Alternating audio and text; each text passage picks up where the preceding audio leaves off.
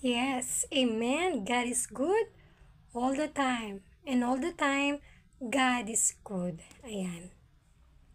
Lahat po tayo ay may mga kanya-kanyang suliranin, kanya-kanyang pinagdaraanan. Ngunit ang Panginoon po ay patuloy na pinatutunayan sa buhay ng bawat isa ang kanyang salita na siya ay may plano. Oo, tama ang narinig mo, kapatid. Ang Diyos ay bago ka pa isinilang dito sa mundong ito, meron ng magandang plano ang Panginoon sa buhay mo at sa buhay ng bawat isa. Basahin po natin ang Jeremiah 29:11. Sabi po doon, "For I know the plans that I have for you, declares the Lord. Plans to prosper you and not to harm you. Plans that will give you hope in the future." Ang Diyos ay maganda ang plano para sa iyo. Huwag po natin pangunahan ng Panginoon. Tayo po ay magpakumbaba sa harapan ng Panginoon at sabihin natin na, "Lord, I desperately need you. Kailangan kita sa personal kong buhay." I-acknowledge po natin na ang Panginoon ang ating personal Savior. At ang Diyos po ay patuloy na nagmamalasakit para sa iyo, para sa akin, at para sa lahat. Nagmamalasakit sa ating buhay. Ang gusto ng Panginoon ay bigyan tayo ng buhay na ganap at kasiyasiya. Ito ay mangyayari lamang kung tayo po ay susuko sa Panginoon, isusurrender ang ating buhay, at talagang tatanggapin ang Panginoon sa ating personal na buhay.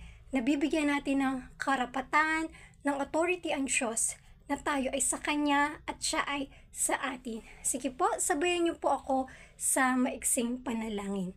Tayo po ay pumikit. Panginoon, sige po, sabayan po ninyo ako. Panginoon, sa oras ito, lumalapit po ako sa inyo. Isinusuko ko po, Panginoon, ang buhay ko. Lord Jesus, binubuksan ko ang puso ko para sa iyo. Hinihiling ko po na maging hari ka sa puso ko at sa buhay ko. Patawarin mo po ako sa aking mga kasalanan mula na ako isilang hanggang kasalukuyan. At isulat mo po, Panginoon, ang aking buong pangalan sa aklat ng buhay. Salamat po, Panginoon. Inaangkin kita bilang hari ng aking buhay. Samahan mo po ako kung paano mamuhay ayon sa iyong kalooban dito sa lupa, maging sa langit. Lord Jesus, I surrender myself in your holy name. In Jesus' name we pray. Amen. Amen. Sige po, kayo naman po ang aking ipagpipray. Yes, Lord, hallelujah. Sa oras na to, Panginoon, ang lahat, Lord, na in-acknowledge ka bilang personal Savior, Lord, ipakita mo, kumulis ka, Panginoon, ipakita mo na you are a living God, you are a powerful God, ano man ang kanilang hinahanap sa buhay, masasatisfied sila, Panginoon, sapagkat kayo na po ang hari, kayo na po ay inaccept bilang hari ng buhay, bilang Diyos, Panginoon. Hallelujah. And thank you, Lord, pagpalain mo po ang bawat isa at pagilingin ng mga may sakit. Thank you, Abba Father in heaven, thank you, Jesus Christ, and thank you, Holy Spirit. All glory is yours, O God. In Jesus' name we pray. Amen. God bless you, kapatid, brothers and sister. God bless you.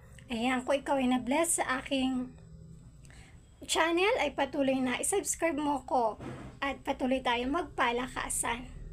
Glory to Jesus and glory to God. God bless.